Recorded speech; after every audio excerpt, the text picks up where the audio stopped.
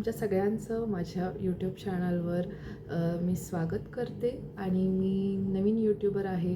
तर तुम्ही जर प्रथमच माझ्या चॅनलला व्हिजिट करत असाल तर माझ्या चॅनलला सबस्क्राईब करा, माझ्या व्हिडिओला लाईक करा आणि कमेंट्ससुद्धा करायला विसरू नका. तर आज आपण या विषयावर बोलणार आहोत की लहान मुलांनी लवकर बोलावं यासाठी आपण ॲज अ पॅरेंट्स काय करू शकतो. तर मी यूट्यूबवर बरेचसे असे व्हिडिओज बघितलेत की ज्यात सांगितलं जातं की तुमच्या मुलांनी लवकर बोलावं यासाठी तुम्ही त्यांना हे चूर्ण द्या, ते चूर्ण द्या. ऑफकोर्स त्या गोष्टीसुद्धा उपयोगी पडत असतील, पण ॲज अ पॅरेंट्स तुम्ही फक्त चूर्ण देऊन मुलं बोलायला शिकतील असं नाही होणार. तुम्ही मुलांशी सतत बोलत राहिलं पाहिजे. मुलांची श्रवणशक्ती जोपर्यंत विकसित होत नाही तोपर्यंत मुलं बोलायला लवकर शिकणार नाहीत. तर माझ्या दोन्ही मुलांच्या बाबतीत अश्रिषा 3 वर्षाची आहे, स्वरिश 1.5 वर्षाचा आहे. तर दोघंही अगदी 9-10 महिन्यांचे असल्यापासून बोलायला त्यांनी सुरुवात केली आहे. तर म्हणजे अगदी लहान लहान शब्द आई, बाबा, मग आई कुठे गेली ऑफिस, मग फॅन दाखव, मग फॅन दाखव म्हटलं की ते फॅनकडे असं वरती बघून फॅन दाखवायचे. तर ह्या अशा गोष्टी होत राहायच्या. आणि मग मी असं ऑब्झर्व केलं आहे माझ्या केसेसमध्ये. मी ऑफिसला जायचे, माझी मुलं त्यांच्या आजीबरोबर असायची. कधी माझी आई असायची, कधी माझ्या सासूबाई असायच्या. आणि मुलं मी जे शब्द बोलायचे त्याहीपेक्षा त्यांची आजी जे शब्द बोलायचे ते खूप पटकन उचलताना मी बघितलं आहे. किंवा आजींशी त्यांचं कनेक्शन जे होतं ते खूप जास्त होतं, त्यामुळे असं असू शकतं.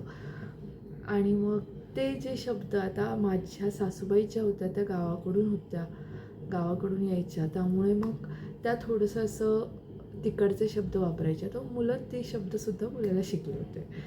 आणि मुलांचं असं असतं की ते जिथे जातील त्या जागचे टोन ते पटकन उचलतात आणि येतात.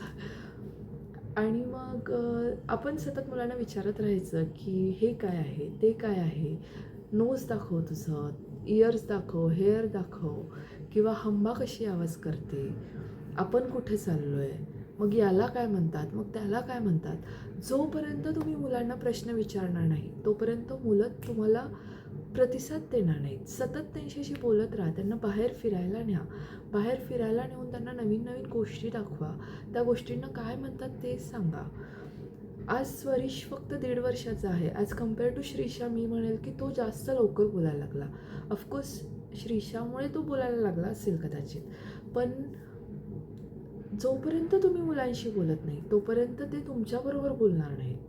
आणि अशा गोष्टी खूप, मला असं वाटतं की खूप कमी मुलं जी अशी असतात की हो ज्यांना नाही लवकर बोलतात, हाताची पाची बोटं सारखी नसतात, त्यामुळे सगळी मुलं सारखी नसू शकतात.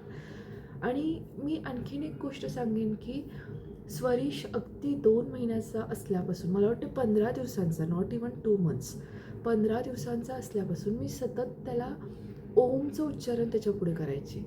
आणि मग मी हे सुद्धा बघितलं की तो सुद्धा रिप्लाय करायचा. मी जसं ओम म्हणायचे तसंच तो सुद्धा ओम म्हणत होता.